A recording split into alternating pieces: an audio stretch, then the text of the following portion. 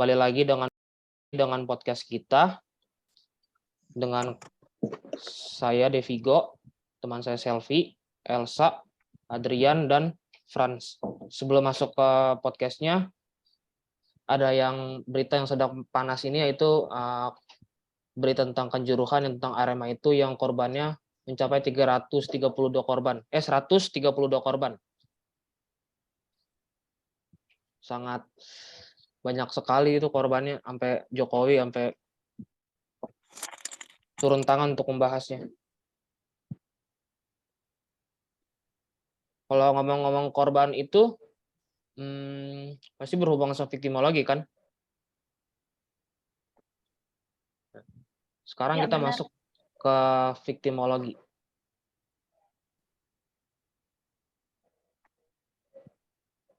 Oke, Dev, karena ngomong-ngomong tentang viktimologi nih berkaitan dengan mata kuliah kita, viktimologi. Nah, saya mau bertanya nih, jadi apa sih menurut kamu yang kamu ketahui tentang sejarah viktimologi ini? Oh, kalau sejarah viktimologi, gua kasih tahu ya. Sejarah viktimologi. Penggunaan konsep korban ini sendiri sudah ada sejak zaman Ibrani kuno. Pengertian aslinya berasal dari ide pengorbanan untuk disajikan sebagai persembahan syukur yang ditunjukkan pada dewa-dewi untuk menghormati mereka atau membuang orang atau binatang guna memuaskan dewa-dewi atau penguasa bumi. Lalu penggunaan kata korban berkembang menjadi sebuah pengertian untuk korban-korban yang mengalami penderitaan fisik, mental, atau kerugian ekonomi yang diakibatkan oleh suatu permasalahan, yaitu konflik politik, perbudakan, perang, kecelakaan, dan lain-lainnya. Lalu pada tahun 1941, Hans von Henting menulis sebuah makalah yang berjudul Remark on the Interaction of Perpetrator and Victim. Dan 7 tahun kemudian, setelah dirilis buku itu, beliau menerbitkan buku baru yang berjudul The Criminals and His Victim, yang menyatakan bahwa korban mempunyai peranan yang menentukan dalam timbulnya kejahatan. Lalu pada tahun 1947, atau setahun sebelum buku von Henting terbit, Mendelssohn menulis sebuah makalah dengan judul New Biopsychosocial Horizons, Victimology. Pada saat inilah istilah victimologi pertama kali digunakan. Perkembangannya dapat dibagi dalam 3 fase, yaitu fase pertama, victimologi hanya mempelajari korban kejahatan saja, atau penal or special victimology. Yang kedua, atau fase kedua, victimologi tidak hanya mengkaji masalah korban kejahatan, tapi juga meliputi korban kecelakaan, atau general victimology. Fase ketiga, victimologi lebih luas lagi, yaitu mengkaji permasalahan korban penyalahgunaan kekuasaan dan hak-hak asasi manusia, atau new victimology. Nah, dari penjelasan-penjelasan di atas, lalu para sarjana-sarjana lain mulai melakukan studi tentang hubungan psikologis antara kejahatan dan dengan korban. Bersama H. Menchem, Schaeffer, dan Wissler. Setelah itu, pada tahun 1949, W.H. Nagel juga melakukan pengamatan mengenai viktimologi yang dituangkan pada tulisannya dengan judul The Criminaliteit van ons Groningen. Pada tahun 1959, P. Cornell dalam penelitiannya menyimpulkan bahwa si korban patut mendapatkan perhatian yang lebih besar dari kriminologi dan viktimologi. Pada tahun 1977 didirikan World Society of Victimology atau WSV, dipelopori oleh Schneider dan Drapkin. Perubahan terbesar dalam perkembangan pembentukan prinsip-prinsip dasar tentang perlindungan korban terwujud pada saat diadakannya Kongres di Milan. Lalu, pada tanggal 26 Agustus 1985, beberapa prinsip dasar tentang korban kejahatan dan penyalahgunaan kekuasaan yang diadopsi oleh Perserikatan Bangsa-Bangsa pada tanggal 11 Desember 1985 dalam suatu 44 deklarasi yang dinamakan Declaration of Basic Principle of Justice for Victim of Crime and Abuse of Power. Kayak gitu sejarah viktimologi. Oh, oke. Berarti di dalam sejarah yang setelah kamu ceritakan terdapat 3 fase dong ya? Iya, itu 3 Oh, fasenya oke. sangat menjadi titik utama sih sampai sekarang ini mempengaruhi.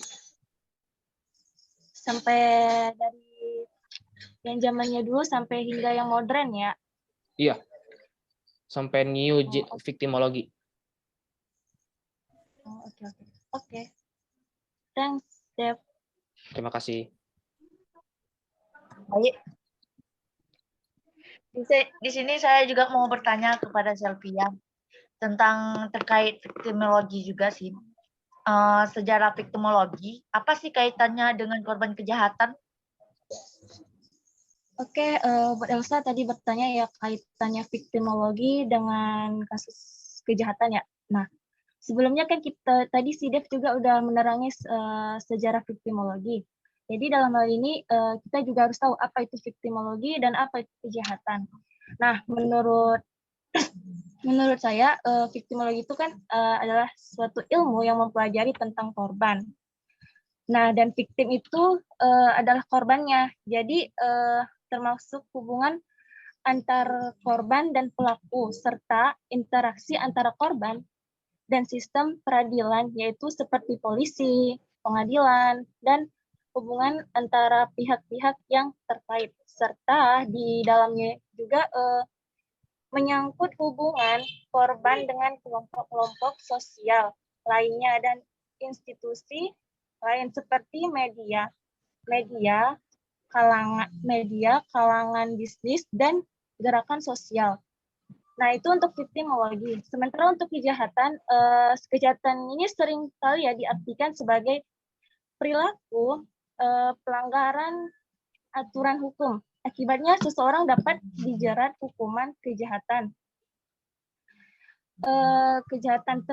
Nah, jadi kejahatan pun terjadi ketika seseorang melanggar hukum, baik secara langsung maupun tidak langsung, atau bentuk kelalaian yang dapat berkaitan pada hukuman. Nah, jadi artinya perilaku kejahatan itu akan muncul sebagai interaksi antara faktor personal dan faktor lingkungan yang harus diidentifikasi. Nah, jadi menurut saya kaitannya antara viktimologi dan kejahatan ini adalah sama-sama berinteraksi antara pelaku dan korban dan sistem peradilannya itu seperti polisi, pengadilan, dan hubungan antara pihak-pihak yang terkait dikarenakan pelaku sudah melakukan tindakan kejahatan terhadap korban dan merugikan korban tersebut. Ya, seperti itu, Elsa. Oke. Untuk Elsa, apa kata para ahli viktimologi tentang korban kejahatan? Jadi, menurut para ahli yang saya dapat yaitu J.E. Sahatepi, bahwasanya dia mengatakan viktimologi ini merupakan ilmu atau disiplin yang membahasa permasalahan korban dalam segala aspek. Sedangkan menurut Arif Gosita, viktimologi ialah suatu bidang ilmu pengetahuan mengkaji semua aspek yang berkaitan dengan korban, berbagai bidang kehidupan dan penghidupannya. Itu saja sih yang saya dapat. Oke, thank you Elsa. Oke, saya ingin bertanya kepada Franciscus, bagaimana perkembangan viktimologi ini? Terima kasih. Perkembangan viktimologi saat ini hingga pada keadaan seperti ini sekarang tentunya tidak terjadi dengan sendirinya, namun telah mengalami berbagai perkembangan yang dapat dibagi dalam 3 fase. Pada tahap pertama, viktimologi hanya mempelajari korban kejahatan saja. Pada fase ini dapat dikatakan sebagai penal or special victimology. Sementara itu fase kedua, victimologi tidak hanya mengkaji masalah korban kejahatan, tetapi juga meliputi korban kecelakaan. Pada fase ini disebut sebagai general victimology. Fase ketiga, victimologi sudah berkembang lebih luas lagi, yaitu mengkaji permasalahan korban karena penyalahgunaan kekuasaan dan hak-hak asasi manusia. Fase ini dikatakan sebagai new victimology. Contoh kasus yang dapat kita lihat adalah korban akibat perbuatan manusia.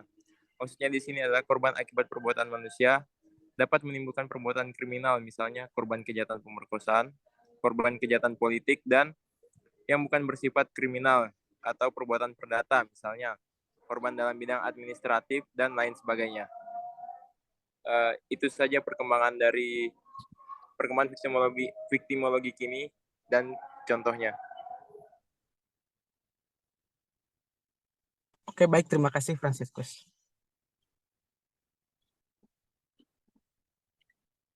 Kalau tadi Francescus sudah membahas tentang perkembangan sama contohnya ya.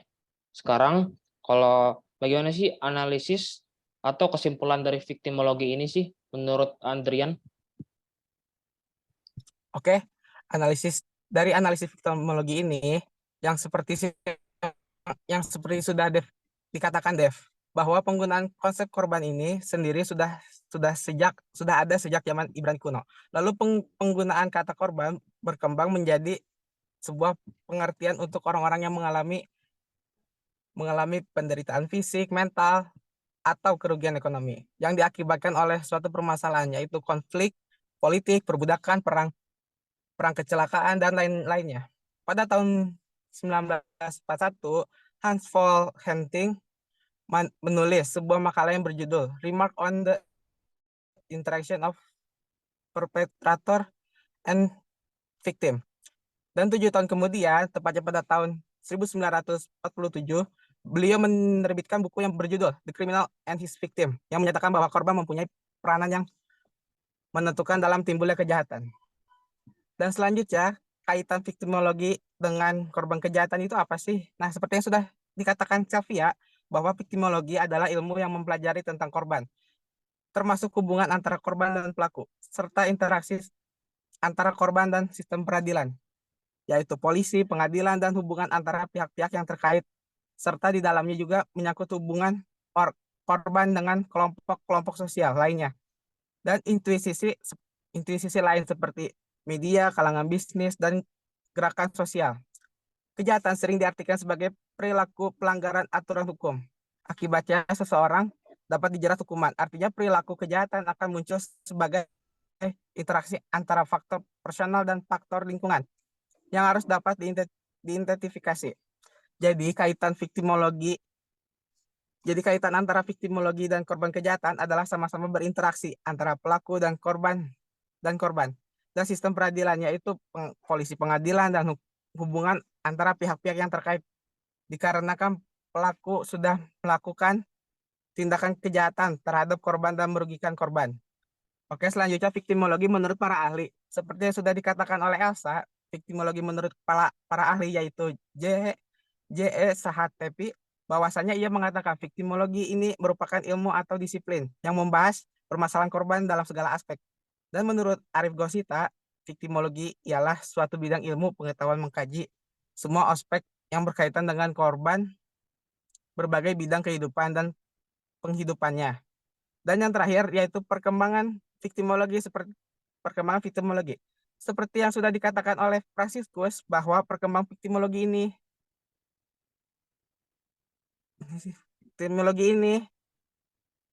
tidak terjadi dengan sendirinya, namun mengalami berbagai perkembangan yang dapat dibagi dalam 3 fase, yaitu tahap pertama, victimologi hanya mempelajari korban kejahatan saja.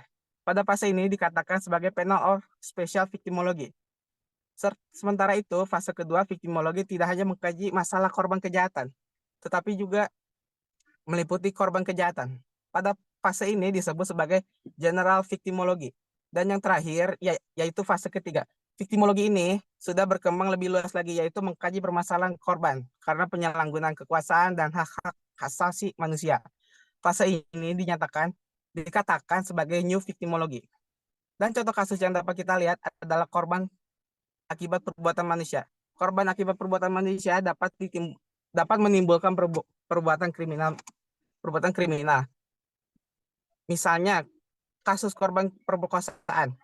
Kasus korban kejahatan perkosaan ini terjadi karena korban menimbulkan rangsangan terjadinya kejahatan. Contohnya yaitu seperti memakai baju pendek pada malam hari atau berjalan sendirian di tempat yang gelap dan sepi.